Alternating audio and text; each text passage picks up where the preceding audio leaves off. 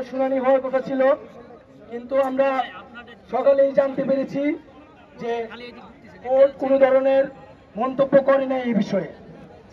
বন্ধুগণ, আজকে 5ই জুন কোর্টের এই রায়ের পর থেকে আমরা আন্দোলন চালিয়ে আসছি। একটা জিনিস এখানে স্পষ্ট যে আমাদের আদালতের বিরুদ্ধে আমাদের কোনো অবস্থান নেই। এখানে আদালত আদালতের মতো কাজ করবে। আমরা ছাত্ররা আমাদের দফা দাবি আমরা রাজপথে আদায় করে নেব।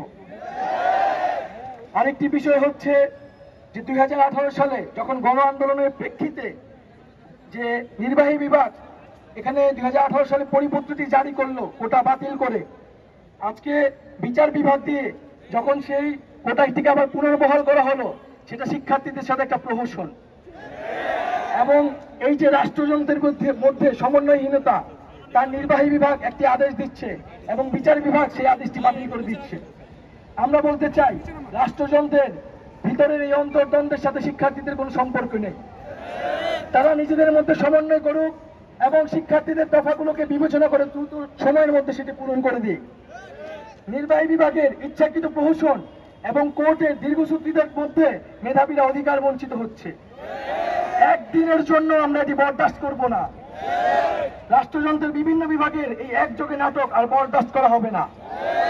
নির্বাহী বিভাগের এখনো ক্ষমতা আছে যে পুনঃ পরিপত্র জারি করার, এবং কোর্ট ও ছাত্র সমাজকে মুখোমুখি দাঁড় করিয়ে দেওয়ার যে প্রহসন, সেটা আর মঞ্চস্থ করতে দেওয়া হবে না। আমরা আমাদের আন্দোলন চালিয়ে যাব, আদালত তাদের কার্যক্রম তার মতো চালিয়ে যাবে।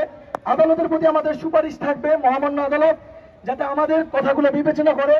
এবং নির্বাহী বিভাগকে আমরা প্রশ্ন করতে চাই যে 18 সালে তারা কি এমন পরিপত্র জারি করলো যেটা 5 বছরের মধ্যে বাতিল হয়ে যায়। তাহলে সেই পরিপত্রের মধ্যে তাদের ভুল রয়েছে। তারা যথাযথ বিধিবদ্ধভাবে সেই পরিপত্র জারি করতে পারে না, এবং শিক্ষার্থীদের আন্দোলনের সাথে এটা প্রহসন করা হয়েছে। আমরা এই প্রহসন মানি না।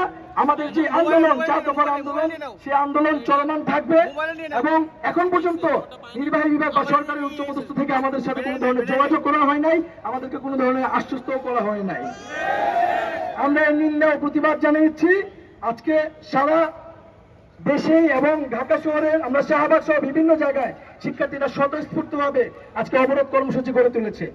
এবং আপনারা জানবেন যে অধিকার কোনো সময় একদিনে আদায় করা যায় না। অধিকার কোনো পাকা ফল না যে টুক করে পড়ে নেবে আর আপনারা সেটা নিয়ে নেবেন। আমাদের জন্য সেটা মাঠে থাকতে হবে। আজকে আমরা চলে গেলে দ্বিগুণ শক্তিতে কিন্তু আবার ফিরে আসব। বন্ধুগণ, এই মুহূর্তে আমি কর্মসূচিগুলো ঘোষণা করছি। আগামী শুক্রবার অনলাইন ও অফলাইনে আমাদের জনসংযোগ হবে 4 দফার ভিত্তিতে এবং সারা দেশে সমন্বয় করা হবে।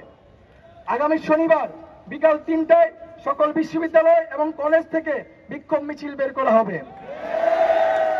আগামী রবিবার সকল কলেজ ও বিশ্ববিদ্যালয়ে ক্লাস পরীক্ষা বর্জন ও ছাত্র ধর্মঘট পালিত হবে। এবং আগামী শনিবার বিক্ষোভ মিছিলের পরবর্তী সময়ে আমরা রবিবারের আমাদের মাঠের কর্মসূচি ঘোষণা করব।